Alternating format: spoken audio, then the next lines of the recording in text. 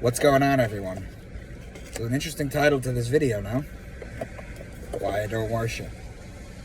Well, if you've been following my work, okay, and you follow the case that I make, you'll see that there is no separation between God and us.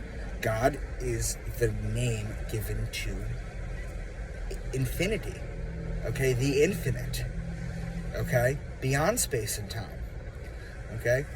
When you separate yourself from God like the religion does, okay, when you separate yourself from God like the religions people do, okay, and you pray to God, how can you simultaneously hold the thought that God is both infinite, but yet you are separate, being judged by him at the end? It doesn't work like that. It's a way to control people. Now the Egyptians, okay, Akhenaten united everybody under monotheism, okay? Now people are going to say, well, that was sun worship. Well, what do you think Christianity is? It's the same thing. There's never been anything different, okay?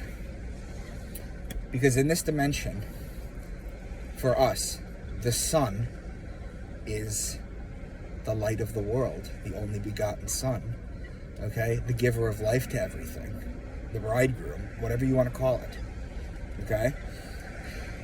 So why don't I worship? I don't worship because worship is something that you do to something else, okay? Worship is a characteristic, a trait, a thing that you do to something else.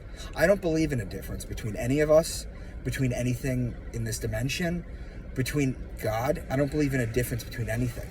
So when you're worshiping, you're basically worshiping yourself without knowing that.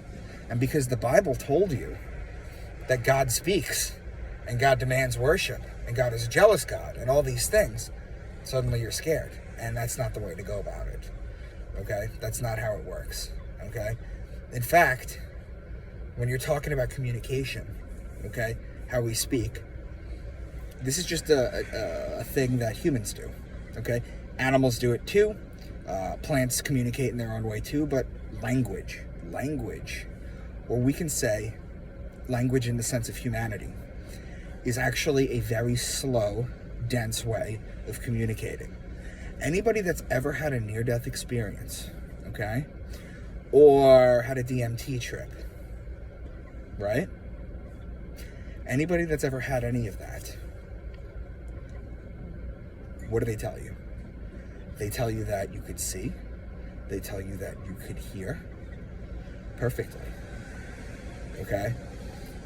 But there was no noise. They say that the beings that you talk to communicate telepathically. See, if you think about it, me talking to you and it going into your brain and you understanding what I'm saying, and then you having a thought in return, and then you saying it to me, is actually a very slow way to communicate. But it's necessary in our dimension, okay? So what's the deal, basically? You know, why don't I worship? I don't worship because there's no difference between God and me. In the same way that I am half my parents' DNA, each of them, so I'm a part of them, but they experience me subjectively, so is with us with God, okay? God, since the beginning, has been defined as infinite. Well, the second you decide to worship God, suddenly, in your mind, God is separate and deserving of worship. That's not how it works, okay? The enlightened people have figured this out, okay? And I'm trying to bring it to you guys, too. I want you to understand that. So I don't worship. So what do? What I basically do is on the solstices and the equinox, okay, I light a candle, okay? Now there's a way to wrap the rainbow, or the colors of the rainbow, around the zodiac, which I'm going to teach you guys at some point. Okay, there's a way to wrap it. All the colors make sense. They line up perfectly. Okay? So what I do is on the solstices and the equinox, see what I just made there? Okay? And those 4 points, I light a candle. And that's all. It's just to give thanks. It's just for my life, just to appreciate it. Okay? So that's what it is. You exist because you have to exist. Okay? You exist because you have to exist. There is no room in existence for things that don't exist. Okay? Everything that exists has a purpose and a meaning. Okay? Everything. You have to come to that understanding too. And the other problem that people have is that they don't always understand that if God is infinite, that includes all the negativity and the bad. They try and tell you this in Isaiah 45:7. I, the Lord, create the darkness and the light. Right? I, the Lord, create the good and the evil. I, the Lord, do all these things. Okay? So spare me the, what's the word?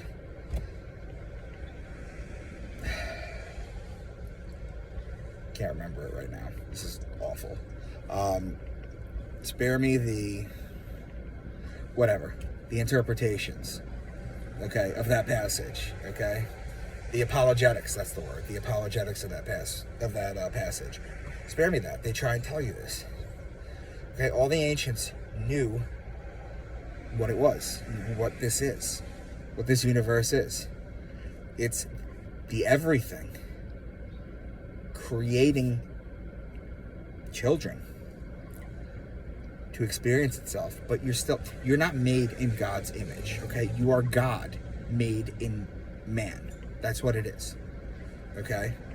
Everything is God, okay? And if you don't believe that, or you think that it's sort of, I don't know what the word is, blasphemous or nonsense, then tell me, please, explain to me how you can believe in an infinite creator